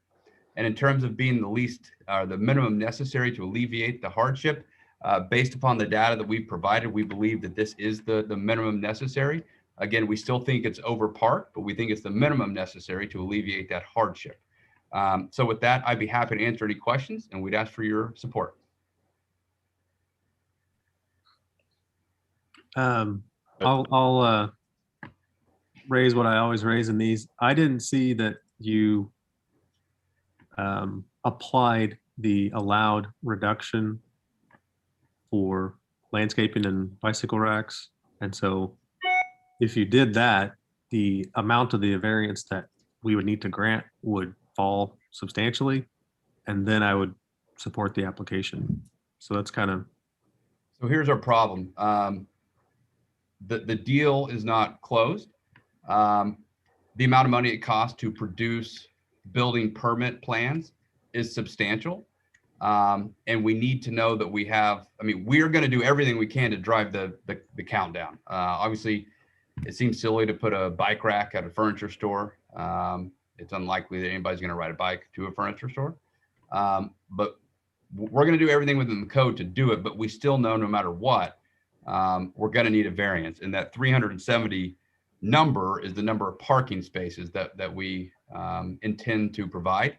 But we can certainly, as long as that's the number, I don't think we care how we word it in terms of forcing us to go seek the remedies allowed within the code to drive it down so that the total variance is smaller. But we know that 370 is just the number that we can provide, if that makes sense.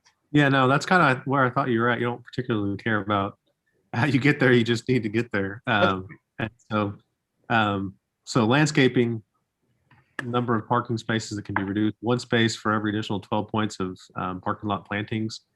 So that'll get you some. And then the bike racks will get you some as well. So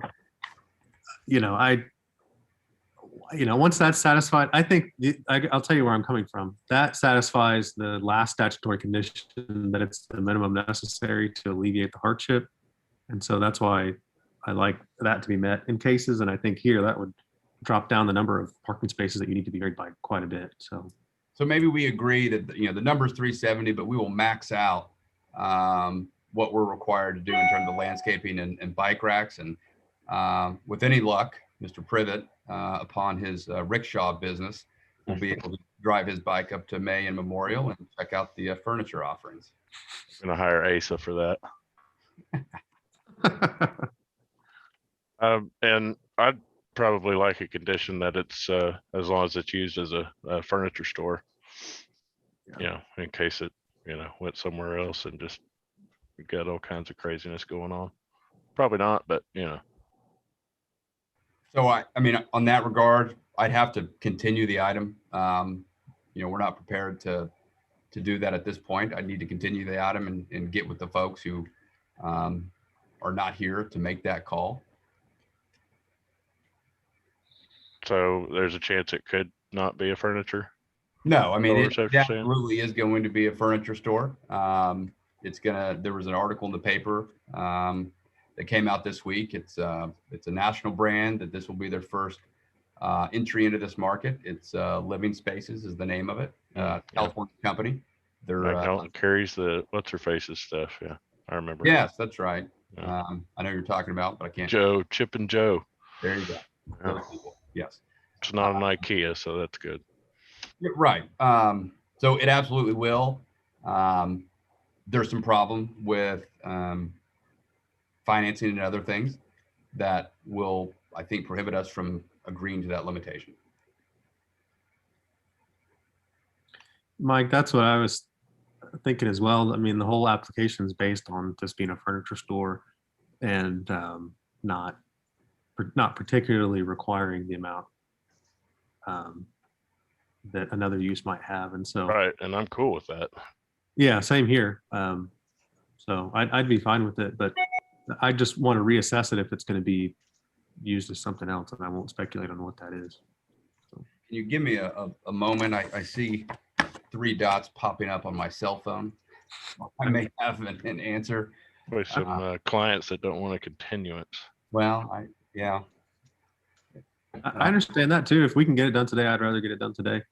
And if you'd like, we can move to the other application. Let's do that. I'd hate to keep somebody else waiting. Why don't we do that and let me make a call, and then if the board would allow me to come back after the rest of the business is done. Okay. And if you get some time while we're still addressing the other issue, if you had a specific number based on those other reductions that are allowed under the code, we can wrap all that up in one motion. So. Okay. Yeah. Let me see what I can do. Okay. JJ, I think we can move to the next one.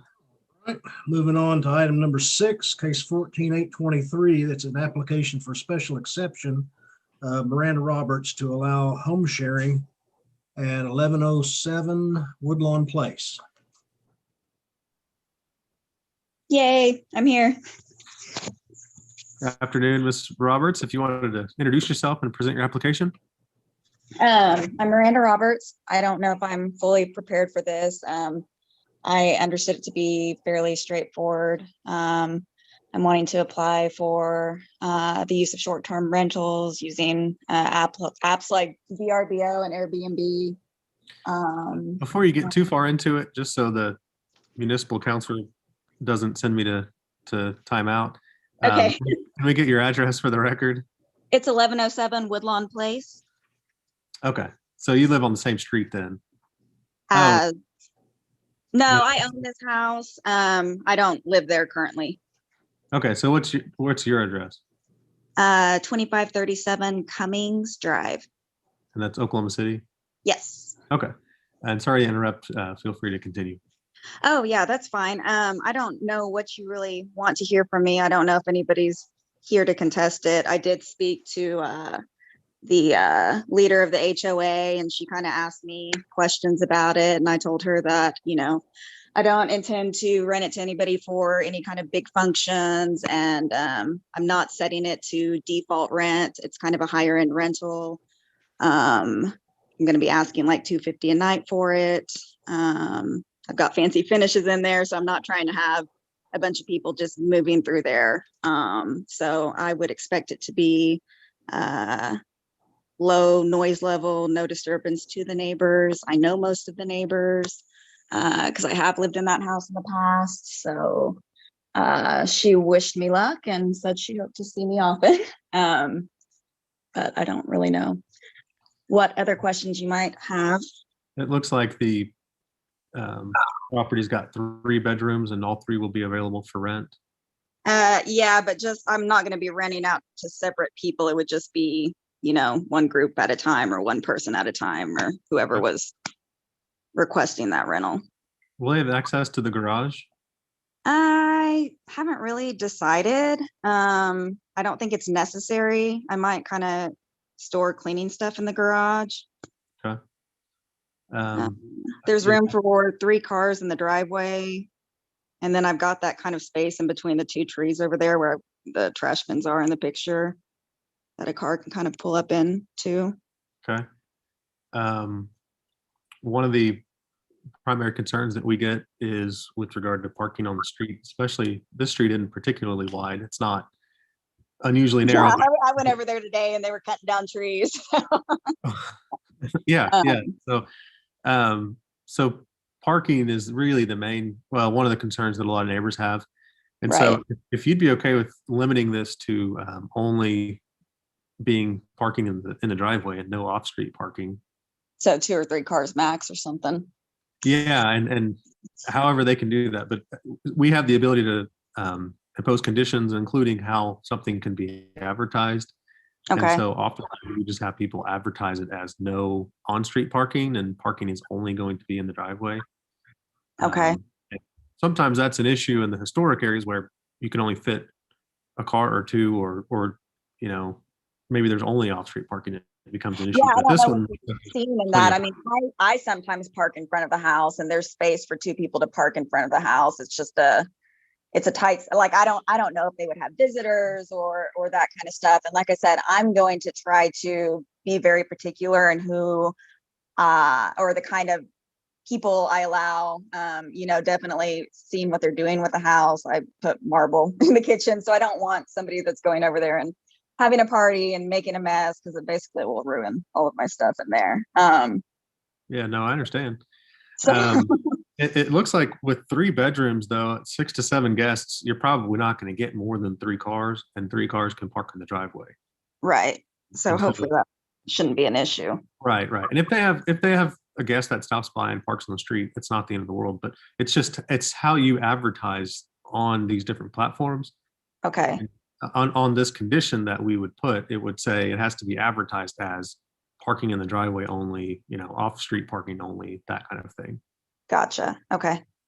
And then I know some of the board members keep an eye on parties and things. You've said here in your application that no parties will be allowed. I mean, like I had somebody before I realized that I was supposed to do this, ask if they could do like a birthday party. And, you know, I might consider doing a small event like that. But I mean, if you tell me I can't, I can't. But then again, it's not something that I'm kind of wanting to look at doing, maybe a 2-night minimum type deal too. So I don't know. That would prevent a lot of parties. Well, so, you know, the issue we'll have is, to be candid with you, is enforceability. And so we don't normally say no parties are allowed, but what we normally do is just have people advertise that no parties will be allowed. And then that hopefully acts as a deterrent for people that are trying to have parties. Gotcha. Okay. Yeah. Okay. So that makes sense. That wouldn't be a problem for you if you just advertise it at least as no parties, and then. No. And are you going to send me some kind of document or something that states what I need to put in these listings? Yeah, you'll get your approval and it'll have the conditions on there. Okay, perfect. The last thing is these are capped to a period of years, and the longest one we've done, I think, is 5 years. So, you know, I was thinking probably 3 to 5 years on this one. Did you have a period of time in mind? No, I have no problem with that. If you could do it 5 years, so I don't have to go through this process again. That would be great, but You don't like us? no, I just wasn't like expecting to sit here for an hour and a half. I learned a lot. I used to do Shakespeare in the Park. I kind of wanted to chime in with some things, so it was kind of hard for me to sit here silently.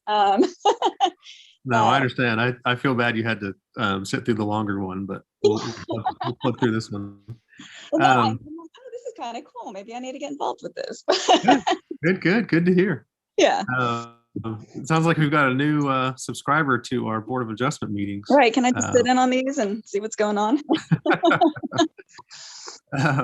Board members, any questions or comments?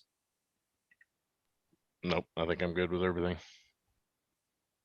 Okay. 5 years. I'd give her 10, but you want to agree with it, so I go with 5. I'll take 10.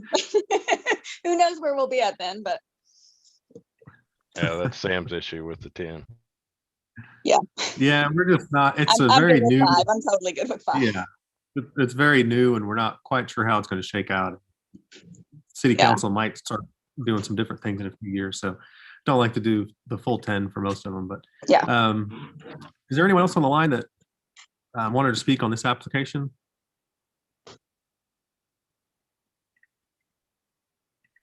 Don't have anyone signed up to speak. So with that, board members, questions, comments, or a motion?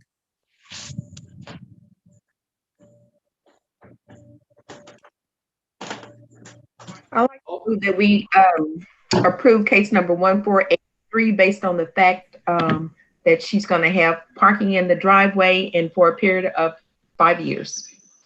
Okay. And you're conditioning it on that? Yes. Okay. And no parties. Okay. Advertised as no parties? Yes. Okay. Rita's raising her hand. And I am.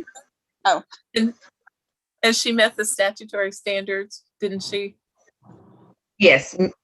Okay. And that it meets the statutory standards.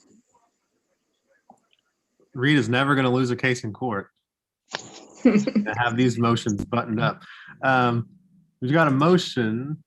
I don't see it on the system as being moved, but Yeah, just hit the button push. I got a second one. okay, there we go. We've got a motion and a second to approve the special exception in case number 14823 for a period of 3 years on the condition that the property will be advertised as not allowing parties and no off-street parking only in the driveway. I thought the motion was for 5 years.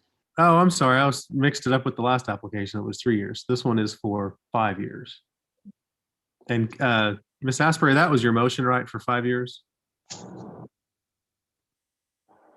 We got you muted. There we go.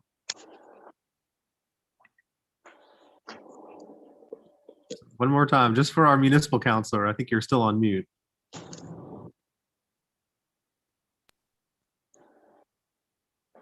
Kitty, she did say yes. Just 1 second. Okay, it wasn't clicking for me. I'm just chairman for 5 years. Okay. I just wanted the record to be clear that it's 5 years and that your motion was 5 years and then what we're voting on is 5 years. Ms. Roberts, before we vote, did you have a comment? I have a comment, but I might wait until after you vote. I just kind of want to ask you a question for general information. Okay. But you guys can vote me through and then just answer my question if you want to. Okay. That sounds good. Okay. So we've got a motion and a second. As stated, once you're able to, cast your votes. And the special exceptions approved for a period of 3 years. Okay, and then question? Yeah, I just wanted to know, just because I'm a realtor and I've had some people asking me about this process, and now that I've gone through it, are these generally pretty easy to get passed, or does it just depend on if you have somebody come to the meeting and contest it, or how's that playing out lately? Just It for my depends knowledge. on the area. So There's a piece of string. typically the historic areas have a little bit more difficult time because the neighborhood is kind of understandably hesitant to change and They have might be different rules also. uncertain. What's that? They have different rules also for HP. So yeah. Right, they might have some prohibitions or something. So some of the historic areas are a little bit more difficult, but it really just depends on the area. And then we're developing a map of where all these are. And so if we start seeing that there are a lot of them in a certain location, from my perspective, I think that changes the character of the neighborhood, and we're going to be a lot more skeptical about those applications. But right now, we're not seeing those problems. As long as they're kind of spaced out, they're pretty reasonable and they're not going to cause too much of a problem. In those circumstances, it's pretty easy to get these through. The historic areas, without any conditions or restrictions, those are a little bit more difficult to get through. Okay, awesome. But then if those are granted, it's normally for a lot shorter period of time as well in the historic areas. okay, I gotcha. But I can still go ahead if somebody wanted to lease this property for 6 months. I can still lease it normally and then go back and do my Airbnb or whatever, right? Yeah. There's some permitting issues that aren't up to us. You'd still need a permit for the home sharing, but my understanding is you're not prohibited from if you want to put a long-term tenant in there. But now you have the option of doing both. Awesome. And then, so is this good? I can start that any time now, or do I need to wait for something from you guys?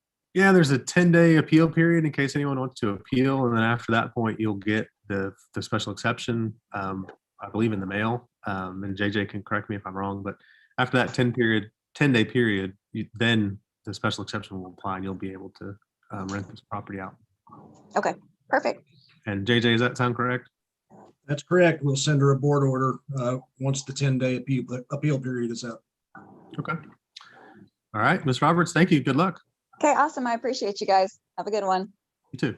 Bye.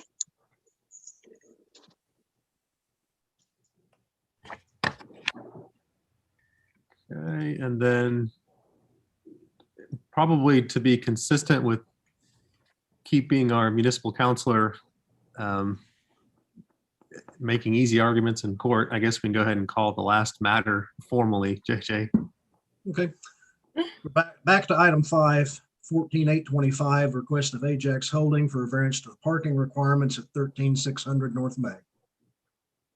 David Box, 522 Colcord Drive. If there's anything I want to do, it's to make sure we make this municipal counselor's office their job easy in the district court. So that's You're so kind, Mr. Box. Thank you very much. of course. Oh yeah, he means well. So I talked to my client Ajax Holding, who's the applicant, and we can agree to limit the variance to the furniture use. We can further agree that we will, at the permitting phase of a furniture use, max out our bike parking and the apologies, and the landscape in the parking area, so that what is now a requirement of 547 spaces will perhaps come down. I just need it clear, I guess, in the board order that 370 spaces is the number, but of course the total variance will be less once we max out the bike and landscaping. Okay. JJ or Rita, is there, I think we have done that in the past where we just say they have to maximize any reductions they can get under the code, but is there any reason we can't word it that way? JJ, can you think of any reason why not? No, I can't. They should be able to do that fairly easily on a site this size. Yeah. Yeah, I think normally we like the exact number, but I do recall, I think at least one where we allowed a variance of this many spaces, subject to them getting the reduction that's necessary. So board members, questions or comments? I'm good with it now. Okay. Would you state that again, please? I'm not sure I understood what you said. I'm sorry. I think I'm good with it now. Oh, no, before that. The one that described what the reduction was going to be. Well, what I propose. Yeah, so it would be. Sorry, go ahead. Yeah, well, I'll give my understanding and then you can clarify if needed. That my thought was the total parking at this site would be 370 spaces. And we're not going to put a number on the variance, but it's going to be 370 spaces on the condition that they maximize all reductions allowable for bike racks and landscaping under the code. Okay. Is that accurate? Yeah, so we will supply 370 parking spaces. In addition, we will max out what the code requires in terms of bike rack stalls and landscaping, so that the total variance number in the end is less than what your staff report shows, but the total number of spaces provided will not change. And so the bottom line then is that the requirement for the 370 parking spaces will no longer be a requirement because of the reduction. No, it still will. It still will, So Yeah. what is required? but you're going to, The requirement's much more, 177. Requirement's 547. oh, okay, Yeah. okay, So and we're good. Yeah. Okay, I Yeah, just wanted but to make there's- sure that we had some point, and I think I got the wrong number, but that's fine. Yeah, and effectively, no matter what they do, the minimum number of parking spaces will be 370, right? That's what I wanted to understand. Thank you. Okay. And then, instead of a variance of, I think, 177 spaces, the variance will be a lot lower after they get their reductions. So, and it'll be conditioned on the use as a furniture store. Any other questions, comments, or a motion?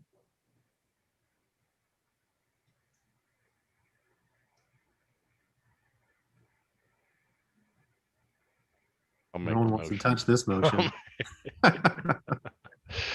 Yeah, I'll make a motion to approve case number 14825 for the reasons that it meets the statutory requirements for variance on the condition that it's used only as a furniture store, and as stated previously, all the parking stuff, no more than 370 spots. And, yeah, No less than. no less than. No less No less than 370 spots. And they'll maximize And maximize their requirements, reductions Reductions. through the ordinance or code. Ms. Douglas Talley, are you okay with that?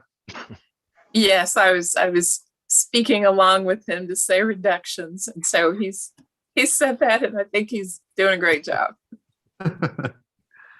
Okay, so we've got a motion. And I see we have a second. So we've got a motion and a second to approve the variance in case number 14825 for the reason it meets statutory conditions for a variance, on the condition that the property is used as a furniture store and the applicant has a minimum of 370 parking spaces after and maximizes all allowable deductions under the code, including bike racks and landscaping. Once you're able to, cast your votes.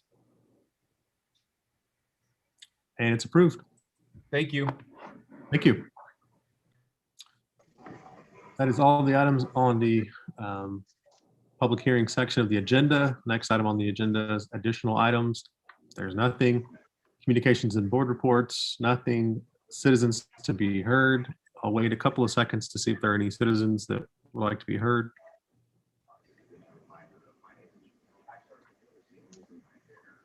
Seeing none. Move to final item, which is deleted from my, there we go, other business. Board members, any other business?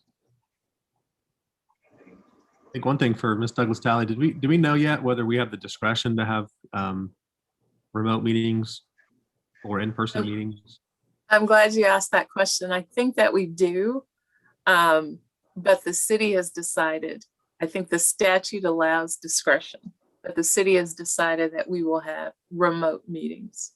If you'd like something further about whether you can decide to have in-person as far as the city goes, I could certainly look into that further.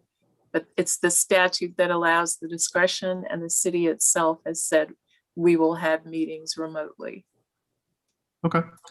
Well, it sounds like if it becomes an issue, particular applicant wants an in-person meeting for presentation purposes or for whatever purpose, we can discuss whether at the city level we want to have an in-person meeting.